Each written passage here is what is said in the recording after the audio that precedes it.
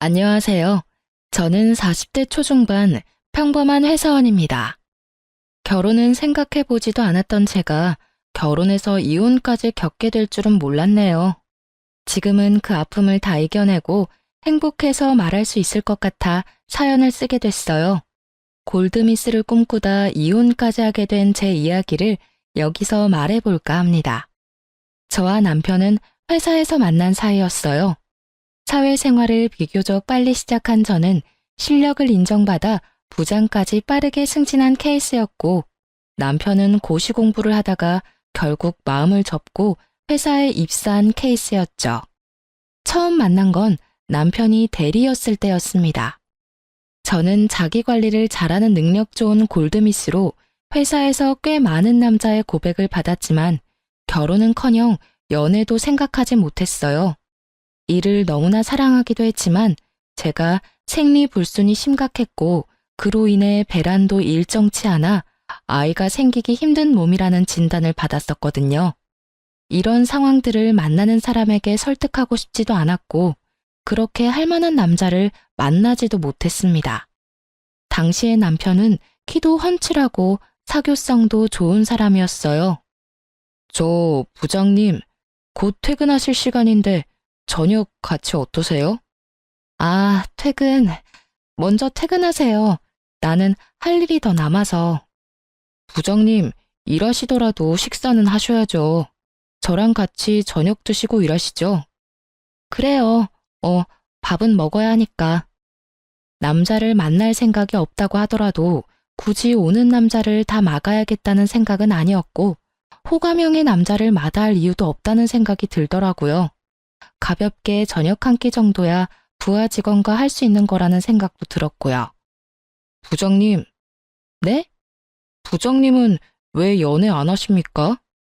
내 일만 하기에도 하루가 짧고 난 일이 좋으니까요. 그리고 사적인 대화는 자제하죠. 저는 부장님이랑 사적인 대화도 꽤 하고 싶은데요. 네? 아, 이대리, 이런 얘기하려고 저녁 먹자고 한 거라면 저는 일어나 볼게요. 사적인 대화가 꼭 남녀 간의 대화만 있는 건 아니잖아요. 친구도 안 되나요? 글쎄요. 직장 상사와 친구로 지내는 게 가능할까요? 가능한지 한번 보시죠. 그래도 퍽퍽한 세상에 내 마음 터놓을 사람 있으면 나쁠 것 없지 않을까요? 남편의 청산유수 같은 말에 홀린 듯 그렇게 남편과 가까운 사이가 되었고 그 인연은 반복되어 연인으로 이어졌습니다. 연인이 되었다고 한들 제 생각에는 변함이 없었죠. 제가 아이를 갖기 힘들다는 건 여전히 변함없는 사실이었으니까요. 자기야, 우리 이제 결혼 얘기할 때도 되지 않았나? 얘기했잖아. 나는 결혼 생각 없고 연애만 하기로. 그래서 동의하고 만나는 거 아니었어? 알지. 무슨 말인지 아는데 정작 자기가 아프면 내가 보호자가 되어줄 수 있잖아. 결혼하면 좋은 것도 있는데 왜 무작정 싫다고만 하는 거야? 남편의 말에 마음이 흔들리더군요. 부모님이 돌아가시면 외동인 제가 의지할 수 있는 사람은 남편밖에 없었습니다. 막상 제가 아플 때 부모님이 속상해 하시던 걸 생각하니 더 마음이 좋지 않았고요. 제가 혼자 남을 것을 매일 걱정하던 부모님이었습니다. 결혼 하기가 그렇게 싫어? 알잖아. 애 가지기도 힘들고 그런 걸로 흠잡히고 싶지도 않고. 아이가 결혼의 전부는 아니야. 너만을 사랑해줄 남자도 얼마든지 있을 거야. 나 혼자서 잘 살 수 있는데 뭘. 에이, 엄마 아빠 걱정이나 하셔. 우리야 노후 준비도 다 끝냈고 너 아니면 이렇게 걱정할 일도 없다. 너만 잘 살면 우리는 아무 걱정 없어. 그러지 말고 잘 생각해봐. 우리가 평생 사는 것도 아니고 우리 없으면 너 혼자 남을 생각하지? 엄마 정말 속상해서 잠을 잘 수가 없어. 왜 너처럼 잘난 애가 혼자 살려고 하는 거야? 아이를 아예 못 갖는 것도 아니고 힘들다는 얘기지 않니? 혹시 모르는 거니까. 아빠, 나 이미 생각 확고해요. 그만 얘기하세요. 아이를 가질 수 없다는 이유 하나로 혼자 살겠다고 씩씩한 척 살아가는 제가 항상 마음에 걸린다던 부모님의 말씀이 머리에 스쳤습니다. 나 할 말 있어. 듣고 나서 나랑 헤어지겠다고 해도 붙잡지 않을게. 당신 선택 존중할게. 무슨 얘기인데 이렇게까지 얘기해? 나 생리 일정하지 않은 거 당신도 알지? 알지. 어쩌다 건너뛸 때도 있고. 그렇다는 건 알고 있었어. 병원에서도 아이 갖기 힘들 거라고 하더라고. 그래? 그렇구나. 그래서? 그래서라니? 당신이랑 결혼하면 우리 이제 뭐 아이와 행복한 가족 그런 거 못할 수도 있다는 얘기야. 너랑 나 둘만 보고 살아야 할 수도 있다고. 그리고 너희 어머님도 내가 아이 갖지 못한다고 하면 달가워하지 않으실 거야. 자기랑 나 둘만 보고 살면 되지. 엄마? 내가 설득할게. 그리고 나도 이 나이까지 장가 못 가고 있으니 제발 장가만 갔으면 좋겠다 하는 분이셔. 걱정하지 마. 막상 그렇게 말하셨어도 결혼하면 손주 바라는 건 당연한 마음 아니시겠냐는 거지. 나 못 믿어? 내가 다 책임질게. 내 탓이라고 할게. 난 진짜 자기만 있으면 돼. 저 하나면 된다는 남편의 말에 결국 굳건했던 마음이 흔들렸고 저희는 결혼하기로 했습니다. 시어머님께도 제가 아이를 쉽게 가질 수 없는 몸이라는 것에 대해 알리고 결혼을 했습니다. 이런 상황도 솔직하게 말씀드리는 게 가족이 되기 위해서는 당연한 거라고 생각했어요. 남편 말대로 결혼조차 생각 못했던 아들인데 잘 부탁한다고 말씀하시며 결혼을 허락해 주셨습니다. 신혼생활은 회사 근처의 자가에서 생활을 하고 있던 제 명의의 아파트에서 시작하기로 했습니다. 남편이 모아놓은 돈이 별로 없다더군요. 어차피 남편의 경제 상황을 아예 모른 것도 아니었고 제가 넉넉하니 상관없다고 생각해서 큰 문제는 아니었습니다. 저보다 일을 늦게 시작했으니 당연한 듯도 했지만 혹시나 다른 이유가 있나 궁금해 물으니 얘기해 주더라고요. 남편에게는 14살 차이 나는 여동생이 있었습니다. 시아버님은 남편이 고등학생 때 사고로 돌아가셨고 남편이 가장 노릇을 해왔다고 하더라고요. 고시 공부하는 동안 공부 뒷바라지로 고생하는 어머님을 보며 더는 안 되겠다는 생각에 취업을 하게 되었고 그 회사에서 자신의 능력으로 올라가는 저를 보며 동경 그 이상의 감정을 느끼게 되었다고 했습니다. 회사에서 번 돈으로 집 생활비, 동생 용돈, 그리고 대학교 학자금까지 모두 감당했다더라고요. 오히려 가족을 위해 묵묵히 책임지는 가장의 모습이 저에게는 더 좋은 모습으로 다가왔습니다. 그 모습이 저에게 독이 될 거라고는 생각도 못했으니까요. 신우이는 영락없이 제 남편의 딸처럼 행동했습니다. 14살 차이라는 큰 나이 차이 때문도 있지만 아버지의 역할을 해왔던 남편에게 의지하는 듯도 보였습니다. 대학 생활을 시작하며 독립해서 살고 있던 신우이가 어느 날 배가 불러 찾아왔습니다. 오빠. 너 이게 뭐야? 배가 왜? 나 임신했는데 무서워서 말을 못했어. 나 결혼해야 될 것 같아. 그래도 나랑 아이 책임져 주겠대. 아, 그래. 네가 애도 아니고 네 인생 네가 알아서 산다지만 오빠한테 진작 얘기를 하던가 이제 와서. 그래서 그런데 오빠, 나 결혼자금 좀 주면 안 될까? 한 푼도 없이 그냥 시작할 수는 없잖아. 아이도 키워야 하고. 그래, 오빠가 해줄게. 정식으로 남자친구 데려와서 인사시키고 하루빨리 결혼식 올리자. 더 배불러 오기 전에. 진짜? 진짜? 오빠 고마워. 역시 우리 오빠밖에 없어. 근데 오빠보다 언니가 더 잘 벌지 않아요? 언니도 같이 보태주실 거죠?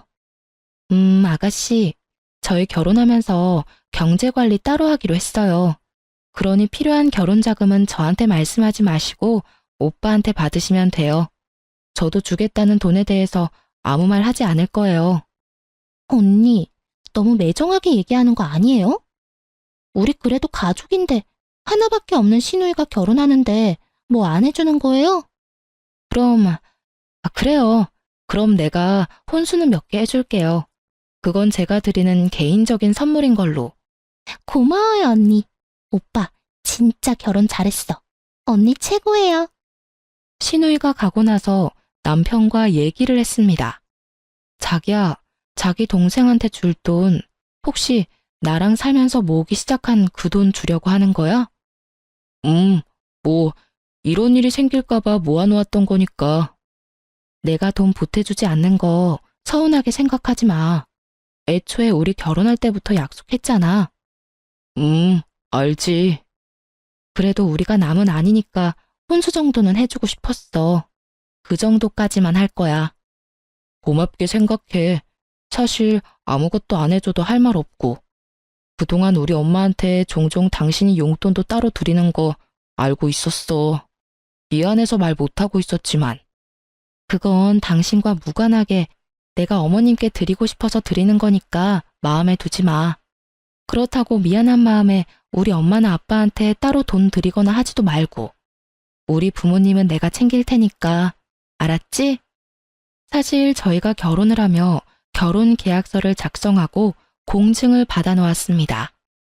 부모님이 아니면 저 혼자 살아가야 하는 인생에 남편을 믿고 결혼하기는 하지만 형제가 없는 저는 부모님이 무슨 일이 생기면 제가 다 감당해야 하는 상황이니 부모님께 남편 눈치 보며 용돈 드리고 싶지도 않았고 각자 부모님과 집안에 대해서는 각자 하는 게 맞다고 생각했거든요.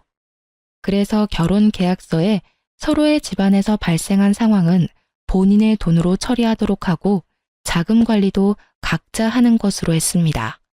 이 계약서 때문에라도 남편은 저에게 요구할 수 없었겠죠.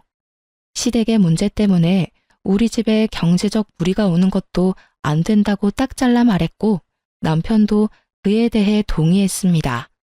남편은 본인이 모아놓은 돈 5천만 원을 모두 시누이에게 결혼자금으로 주었고 시누이는 저와 남편이 해준 돈과 혼수로 결혼 생활을 시작했습니다. 여기까지는 문제라고 생각하지도 않았어요. 그럴 수 있는 일이라고 생각했죠. 문제는 그 다음이었습니다.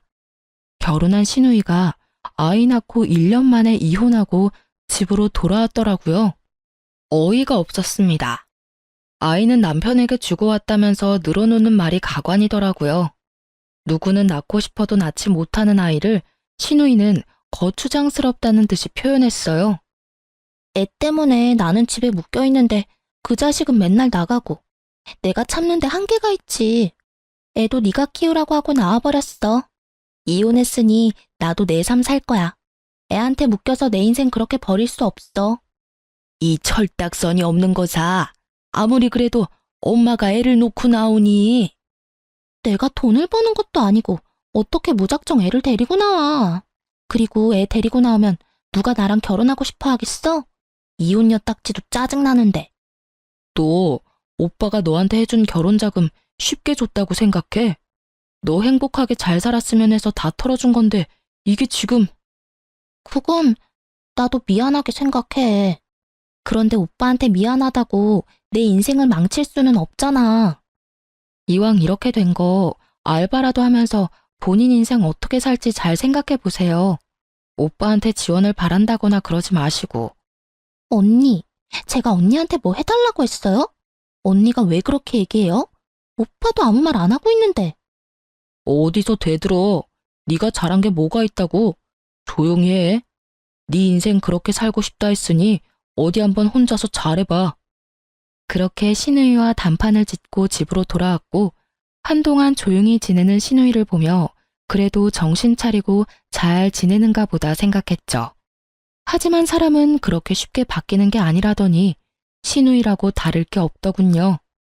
저희 집에 본인 남자친구라며 남자 한 명을 데려왔어요. 결혼하고 싶다고 그러더라고요. 이렇게 인사시킨다며 남자를 데리고 온 게 이혼하고 돌아온 지 불과 6개월 만이었습니다. 기가 막히더군요.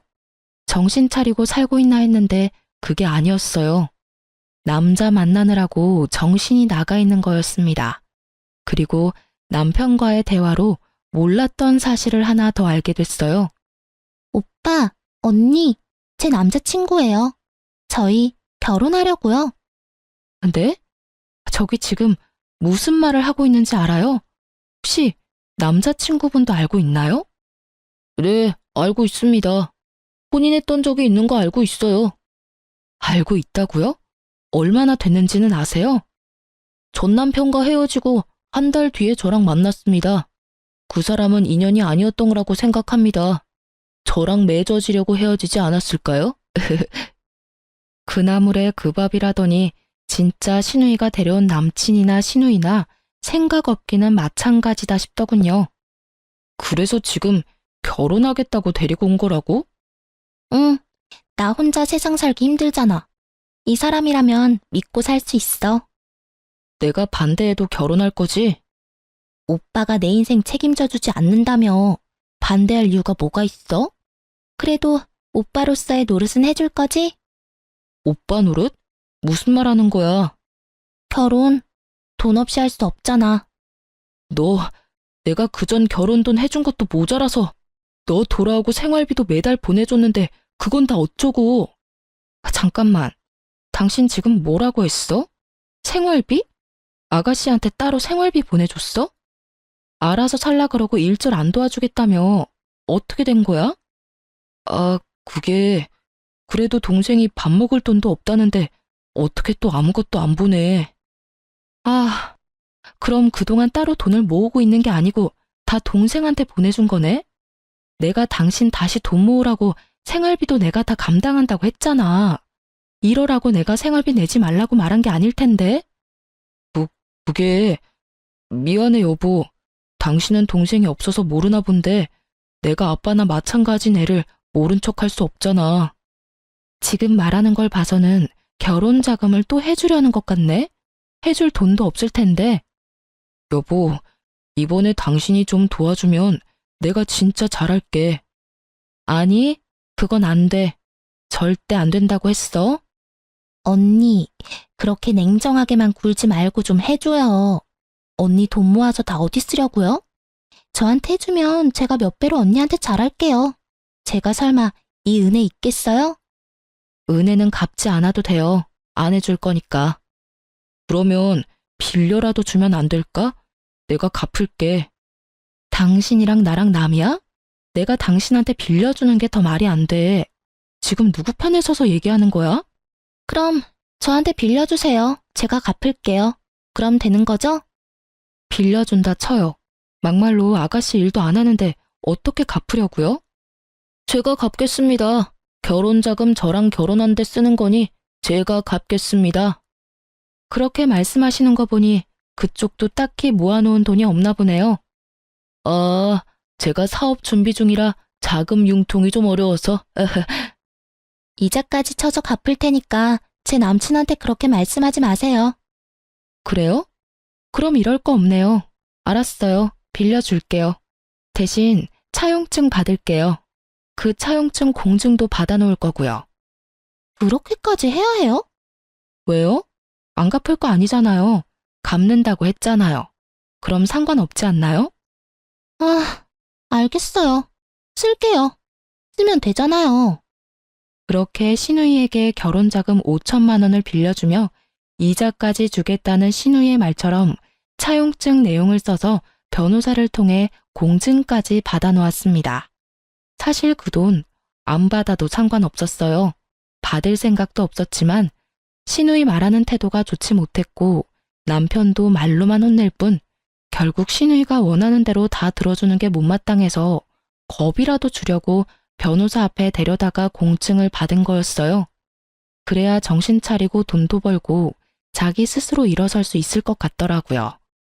아무리 그래도 남편 여동생인데 저도 사람인지라 미운 정이 들었는지 못 사는 모습 보고 싶지 않았고 언니 같은 마음으로 잘 살 수 있게 도와주고 싶었어요.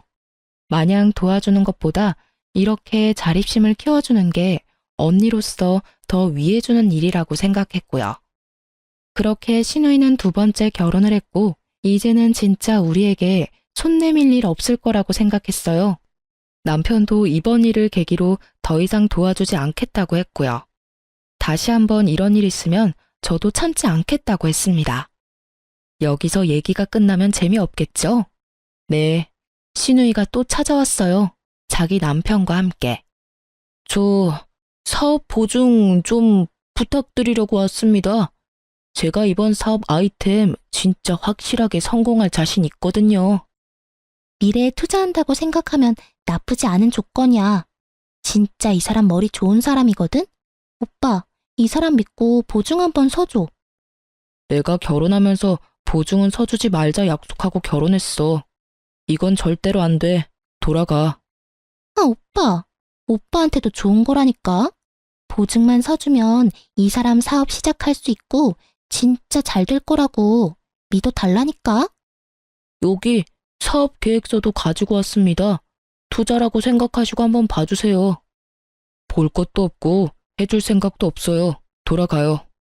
단호한 남편의 모습에 조금은 안심했습니다. 신우이야 정신 못 차리는 게 하루 이틀 일이 아니니 또 시작이구나 하고 싶었지만 남편은 그래도 나랑 헤어질까 무섭긴 한가 보다 했어요. 하지만 아니더군요. 저 몰래 따로 만나 신우 남편 보증을 서줬더라고요. 비밀은 그렇게 오래가지 못하고 발각됐습니다. 내가 보증만은 절대로 안 된다고 했잖아. 그것도 모자라서 나 몰래 해줘? 차라리 대놓고 해준다고 하지. 이제 나를 속이고 몰래 해준다고? 내가 앞으로 당신을 뭘 믿고 살아? 자꾸 찾아와서 해달라고 하니까 더 거절을 못하겠더라고. 아, 이건 나랑 헤어진다는 의미로 받아들여도 되지? 지금 이혼하자는 거야? 이게 이혼 얘기까지 나올 일이야? 지금은 내가 너무 화가 나서 당신 보고 싶지도 않고 얘기해봤자 좋은 소리 안 나와. 나가. 이 집에서 나가라고. 진짜 잘 생각하고 얘기해. 우리 둘 일도 아니고 고작 보증 서준 거로 이혼이라니. 고작? 고작이라 그랬어? 이건 우리 신뢰의 문제야. 생각할 시간이 필요해. 나가줘, 이 집에서. 남편은 집을 나가 시어머니 집으로 향했는지 곧장 시어머니께 전화가 왔습니다. 애미야, 여동생네 보증 하나 서줬다고 이혼이라니? 이게 말이니? 가족끼리 보증 그게 뭐 못할 일이라고 이렇게까지 한다니? 어머니, 이건 아범과 저 신뢰가 깨진 문제예요. 결혼할 때 보증만큼은 친한 친구, 가족 모두 서지 않기로 했어요. 그리고 저도 많이 참았습니다. 아가씨 일로 싸우는 거? 저도 이제 지쳐요. 아, 엄마, 나 바꿔줘봐. 저기요, 언니. 아가씨, 어때요? 아가씨 때문에 오빠가 이혼하게 생겼네요? 언니, 저도 언니가 하는 말에 그동안 상처 많이 받았지만 가족이라 참았는데요. 진짜 이제 못 참겠네요. 언니 그 돈 모아서 다 어디에 쓸 건데요? 어차피 애도 못 낳잖아요. 키울 애가 있는 것도 아니고. 그 돈 모았다가 자식 물려주지도 못하면서 내가 오빠 동생이면 언니 동생이기도 한 거 아니에요? 언니는 동생도 없잖아요. 내가 딸이라 생각하고 나한테 잘해주는 게 그렇게 힘들어요? 그러면 우리 오빠랑 결혼은 왜 했어요? 언니 없을 때 우리 남매 사이 좋았어요. 언니 때문에 우리 오빠 이상해지고 나랑 사이 안 좋아지고 있는 거 알아요? 이런 게 적반하장이다 싶었습니다.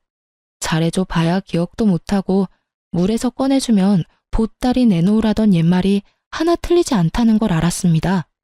제가 이 상황에서 벗어나는 건 이혼밖에 없겠다 싶었어요. 남편이랑 더 얘기할 것도 없었습니다. 전화로 저렇게 함부로 얘기하는 신우이를 가만히 놔두고 옆에서 묵묵히 듣고 있었던 건 이 상황, 이 말에 모두 동의한다는 것밖에 안 되는 거였어요. 제가 이혼을 하기로 마음먹은 이상 제대로 잘라내야겠다고 생각했습니다. 전 혼자서도 세상을 살아내야겠다고 생각하고 늘 대비해오던 사람이었기 때문에 이런 상황에 대해서도 대처해 놓았어요. 제 성견 지명이 빛을 발하는 순간이었습니다. 결혼 계약서와 신우이에게 빌려준 돈에 대한 차용증을 들고 시댁으로 향했습니다. 이게 뭐니? 결혼 계약서? 너희 이렇게 남보다도 못하게 살고 있었니? 부부 사이의 계약서라니? 이게 무슨 말도 안 되는 상황이야? 이럴 것 같아서요. 저는 제가 스스로 챙겨서 살아야 하거든요. 아가씨 말씀대로 저를 부양해줄 자식이 있는 것도 아니고 저랑 같이 슬픔을 나눠줄 형제 자매도 없어서요. 그래서 당하고 살지 않게 항상 대비를 해뒀을 뿐이에요. 이딴 게 무슨 소용이 있어? 소용이 없을 리가요? 공증까지 다 받아놓았고 계약서에 적힌 대로 이행하는데 문제가 없다는 것도 확인하고 왔어요.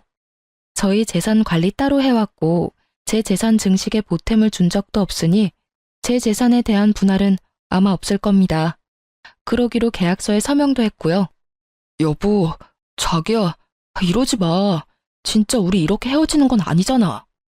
난 이미 여러 번 기회를 준 것 같아.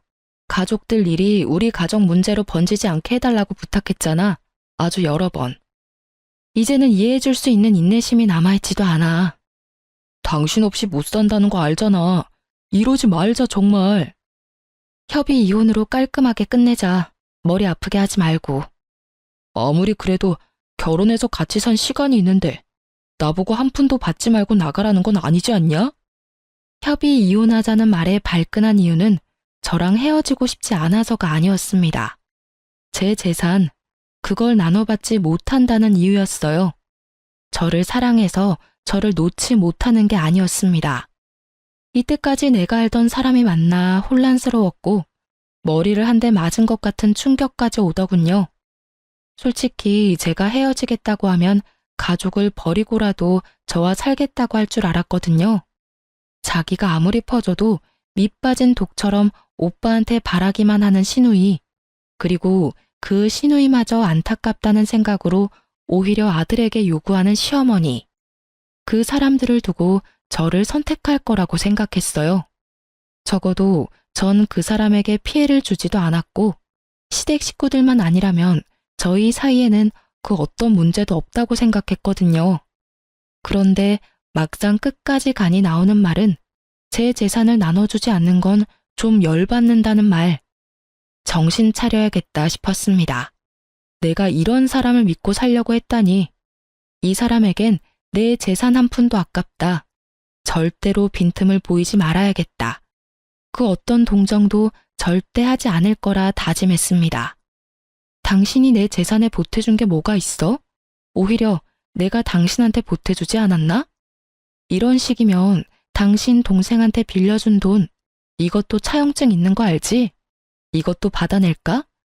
당신 봐서 이건 안 받고 헤어지려 했는데 이런 식이면 이것까지 그냥 다 받아내고. 아이씨, 진짜. 제 할 말을 다 하니 남편은 소리 지르는 것 말고는 아무 말도 못 하더라고요. 그렇겠죠. 할 말이 없을 수밖에요. 만약의 경우 최악의 수를 생각하여 준비했던 것이 도움이 될 날이 오리라고는 상상도 못했는데 역시 믿을 건 저 자신밖에 없다는 생각이 더욱 확고해졌습니다. 결국 남편은 협의 이혼 합의서에 서명했고 이혼을 진행하게 되었습니다. 제 재산을 건드리지 않는 이상 소송을 할 이유도 없었고 이혼에 제 에너지를 소비하고 싶지도 않았습니다. 그래도 이 상황에 무난하게 이혼하게 되었다는 생각으로 지내고 있었어요. 그런데 이 사람, 저한테 속인 게 하나 더 있더군요. 변호사가 남편 재산을 파악하는 와중에 발견한 게 있다며 연락이 왔습니다. 저에게 말하지 않고 구입해둔 소형 건물이 있다고. 제가 시누이 혼수를 해주고 시누이 재혼 비용을 빌려주는 동안 남몰래 자기 앞으로 건물을 사두며 결국 나보다 더 재고 따진 건 남편이었구나. 그 생각에 눈물이 앞을 가렸습니다. 이 사람 나밖에 믿을 사람이 없다더니 나를 제일 못 믿고 살았구나. 심지어 이 건물을 시어머니 명의로 바꾸려 했나 보더라고요. 혹시 모르니 변호사가 가압류부터 걸어놓자 했었는데 이래서 전문가의 도움이 필요하구나 싶었습니다. 저를 바보로 알았나 봐요. 이 정도로 허술하게 재산을 은닉한 걸 보면요. 남편은 당연히 시어머니 명의로 변경하지 못했고 이에 대해 재산 분할 청구를 했습니다. 괘씸한 마음이 들어 시누이에게 빌려주었던 돈도 강제 집행을 요청했고 그 돈까지 모두 받아냈습니다. 그러자 가만히 있던 남편 쪽에서 연락이 오더라고요. 당신 동생한테 쓴 차용증 빌미로 강제 집행해서 그 돈을 결국 다 받아갔더라? 참 당신 인정머리 없는 줄은 알았지만 사람이 못됐다 정말. 우리가 지금은 이 지경이어도 가족으로서의 정이라는 게 있는데 이런 식으로 나와? 나라고 아무것도 몰라서 가만히 있었던 줄 아나 봐. 참 말 한 번 뻔뻔하게 한다. 우리가 가족이라고? 가족이어서 건물 있다는 것도 속이고 네 여동생이 잘못돼서 이렇게 된 우리 상황 생각 안 하고 나한테 인정머리 없다고? 그래, 네가 아는 게 뭐길래 이렇게 말하나 한번 드러나 볼게. 너만 변호사 있는 줄 아냐? 나도 변호사 있거든? 장인어른이 준 돈이 있다는 얘기도 안 했더라? 야, 너도 그렇게 철저히 숨겼으면서 나를 욕할 입장은 아닌 것 같은데? 그 돈, 우리 부모님이 본인들 혹시나 안 좋은 일 생기면 그때 쓰라고 주신 비상금이야. 본인들 나중에 장례식 때 쓰라고 준 비상금이나 마찬가지라고.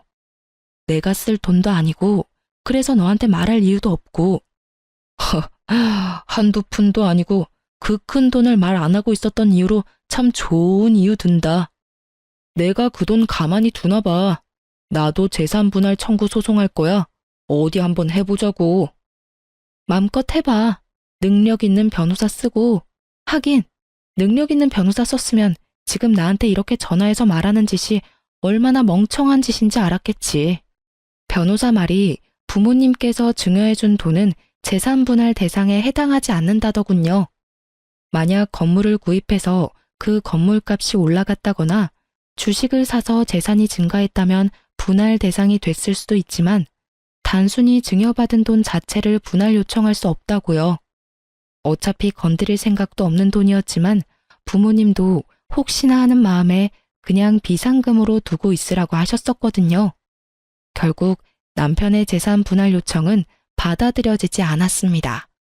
본인의 건물값이 구입했을 때보다 꽤 올라 저는 많은 재산 분할을 받게 된 것에 비해 본인은 받은 게 없으니 열이 꽤 받았는지 핸드폰에 불이 날 정도로 전화를 해대더군요. 받아봤자 들을 말 뻔했고 하고 싶은 말도 없던 저는 다시는 연락하지 말라는 문자와 함께 번호를 차단했습니다. 그렇게 남편과는 더러운 꼴을 다 보고 이혼하게 되었습니다. 이혼 후에도 계속 같은 회사에 근무했던 저와 전 남편은 듣고 싶지 않아도 서로의 소식을 들을 수밖에 없었습니다. 한동안 눈치 보며 저에게 남편 얘기를 하지 않던 직원들이었지만 아무리 쉬쉬해도 들리더라고요. 서로 같은 회사 근무하고 있다고 하더라도 근무 부서가 달랐고 근무 층수도 달랐기 때문에 마주칠 일은 많지 않았습니다. 꼴 보기 싫었을 텐데 그만두지 않은 이유요? 제가 그 사람 때문에 굳이 피해볼 필요가 있을까 싶었습니다.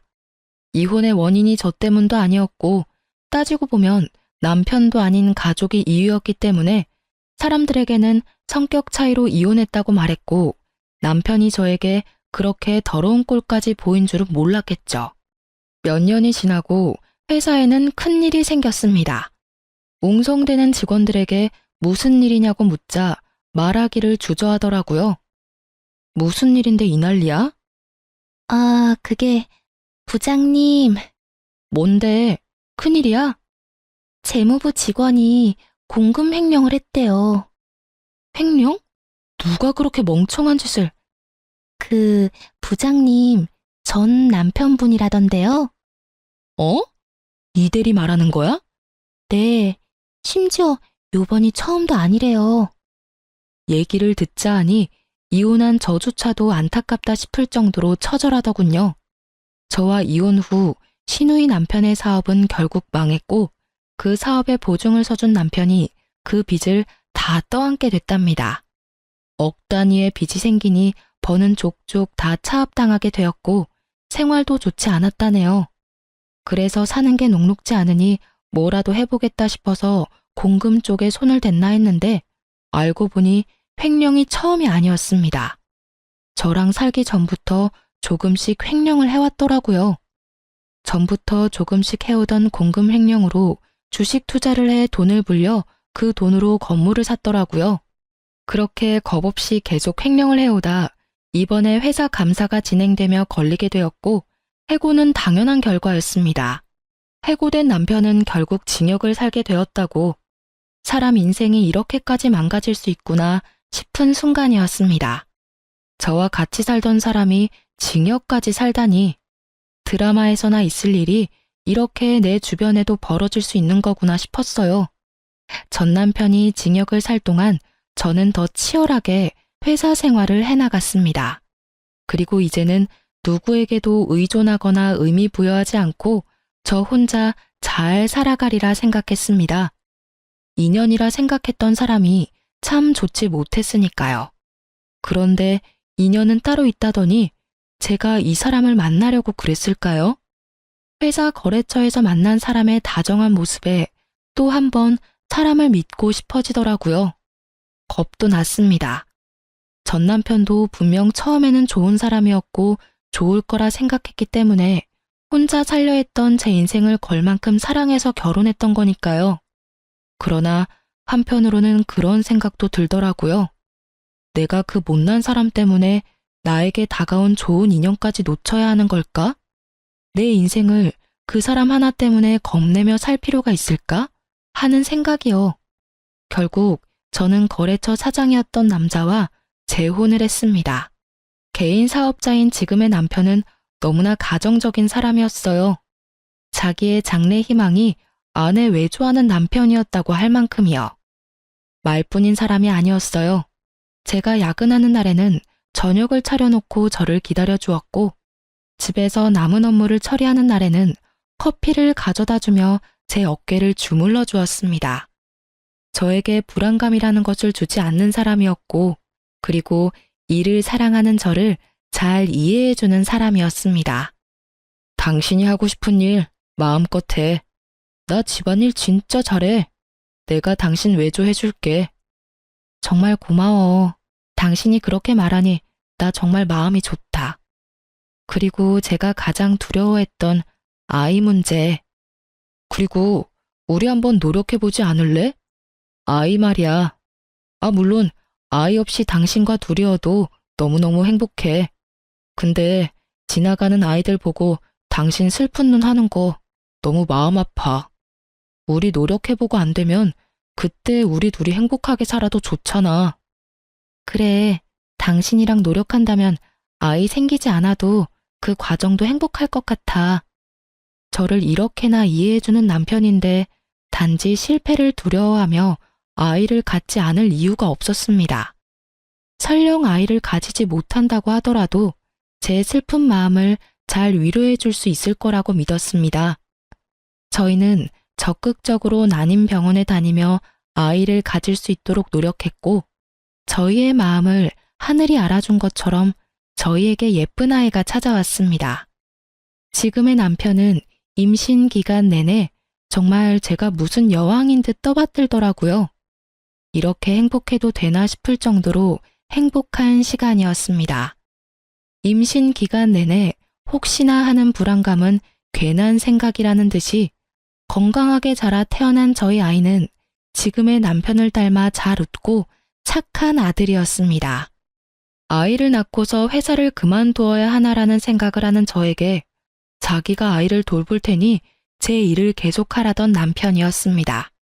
오히려 저보다 아이를 잘 본다 싶을 정도로 아이 육아를 너무나 잘해줬어요. 덕분에 빨리 회사에 복귀하여 일에 집중할 수 있었고 진급도 하게 되었습니다. 행복한 나날의 연속이었어요. 아이는 건강하게 무럭무럭 자라 만 1살 돌이 되었습니다. 아이 돌잔치를 위해 호텔을 예약했고 돌잔치 당일이었습니다. 양가 식구들과 친척들을 초대해 소소하게 진행한 돌잔치였어요. 그리고 그 사이에서 음식 서빙을 하고 있던 전 시누이를 보게 되었습니다. 황급히 얼굴을 피하더군요. 저는 일부러 전 시누이를 불렀습니다. 서빙하느라 수고가 많네요. 여기 팁. 열심히 살아요. 다른 사람 덕으로 살려 하지 말고 자기가 벌어서 사는 삶을 살아요. 저 행복하게 살고 있어서 몰랐었는데 마음에 응어리가 남아있었나 보더라고요. 옛 시누이에게 그렇게 훈수를 던지고 나니 마음에 있던 돌멩이가 사라진 기분이었습니다. 돌잔치를 끝내고 집으로 돌아와 요리할 힘도 없던 저희는 배달 음식을 시켜 먹기로 했어요. 참 정말 이런 일은 꼭 하늘이 장난을 치고 있는 게 아닌가 싶을 만큼 한 번에 일어나더라고요. 저희 집 앞에 서 있는 배달 기사는 전 남편이었습니다. 징역 살고 나와 배달 일을 하고 있다는 소문은 들었었는데 설마 우리 집으로 배달 오겠어? 싶던 생각은 역시나 현실이 되었습니다. 어떻게 여기에? 그건 내가 할 말이고 이젠 이쪽 배달은 안 왔으면 좋겠네. 보기 거북하니까. 여보, 음식 받았어? 내가 아기 기저귀 갈고 음식 세팅할 테니까 식탁에 올려놔. 아기? 너 아이를 낳았어? 못 낳는다고 했잖아. 어떻게 된 거야? 글쎄 말이야. 당신이랑은 그렇게 안 생기던 아이가 이 사람이랑은 생기더라고. 당신 문제였나 봐. 아이 안 생기는 건. 아니면 하늘이 내 편이라 우리 사이에 아이를 안 주셨던 거겠지? 저를 원망하는 듯 애처로운 듯 바라보는 전 남편의 눈빛을 뒤로하고 문을 보란 듯이 쾅 닫았습니다. 그 일을 마지막으로 전 남편은 다시 볼 수 없었습니다. 자신의 동생을 위해서 최선을 다하는 오빠였지만 정작 자신의 가정은 지키지 못했던 전 남편은 그렇게 위하던 여동생 때문에 좋은 직장도 잃고 정가가 있는 사람이 되어버렸더군요. 남편에게 은혜를 갚겠다던 신우이는 본인의 빚 갚기에도 급급한 사람이 되었고요. 자기만 믿으라던 전 남편의 가머니설에 속아 결혼했지만 만약의 경우를 생각해 대비해 놓은 것이 다행이다 싶습니다. 여전히 현재 결혼 생활에서도 서로의 비상금은 지켜주며 생활하고 있습니다. 전 남편이 저에게 나쁜 영향만 준 것은 아닌 것 같아요. 여자라고 해서 무조건 집에서 살림만 해야 하는 게 아니라는 것도 알았고, 적어도 자신의 가족이 위기에 닥쳤을 때 서로의 눈치를 보지 않고 해결해 줄 수 있을 정도의 능력은 유지하며 살아가는 게 좋겠다는 생각에 더욱 확신을 주었거든요. 그리고 가정을 이루었다면 무엇보다 그 가정에 충실해야 하는 게 맞잖아요. 제 가치관이 틀리지 않았다는 걸 몸소 증명해준 전 남편. 만일 전 남편이 신우이나 시모가 아닌 저를 선택했다면 지금의 상황도 조금은 달라져 있을까요? 글쎄요.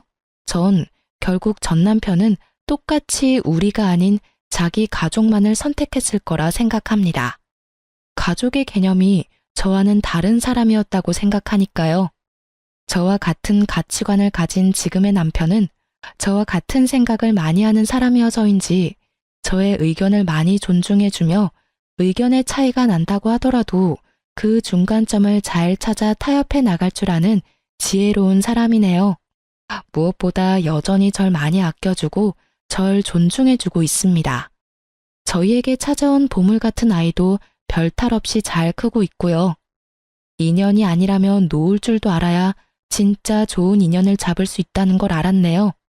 인연과 함께라면 기적이 일어날 수 있다는 것도요.